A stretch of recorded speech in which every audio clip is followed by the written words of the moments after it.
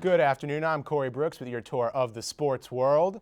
In 1988, the world was being rickrolled as Never Gonna Give You Up by Rick Astley topped the charts. Just setting the mood, folks. 1988 was also the last time the Vanderbilt Commodores topped the Florida Gators in football. Now, Florida heads to Nashville looking for their 22nd straight win over Vandy. Florida's coming off a W over the mighty LSU Tigers, while the Commodores are coming off a win over the struggling Missouri Tigers. With a big matchup looming against number 3 South Carolina, Florida's going to have to stay focused on a Doors squad that only lost by 1 possession in the Swamp last year. Kickoff is at 6 Eastern time on ESPNU. If you don't get that cable channel, we'll have the call for you on WRUF AM and FM.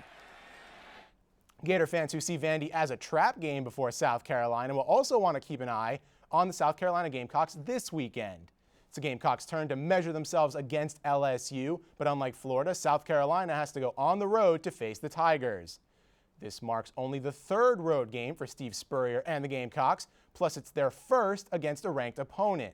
But the Gamecocks did get to warm up at home last week, dominating Eastern Conference foe Georgia 35-7. With the first round of BCS standings coming out on Sunday, this game will no doubt shape the top 10. LSU South Carolina kick off at Saturday at 8 on ESPN. In other orange and blue news, the Gator volleyball team is rolling right now, not losing a game since September 1st. Florida is undefeated in SEC play after a comeback win against Kentucky last weekend. Comeback was led by freshman Jiva Raychek, who continues to lead the team in kills in her first year in the United States. Now Florida welcomes in the Ole Miss Rebels on Friday and the Auburn Tigers on Sunday. Florida is a combined 68-0 against those two teams in the 22-year tenure of Gator head coach Mary Wise. Florida has only 1 homestand left after this weekend as the conference schedule starts to wind down. Tip-off is Friday at 7 and Sunday at 1:30. It's Friday, and that means it's time for some high school hits action. Big game in Gainesville tonight as the Gainesville Hurricanes take on the Buchholz Bobcats. If the Canes get the W, they will be the city champions, having beaten Eastside 2 weeks ago.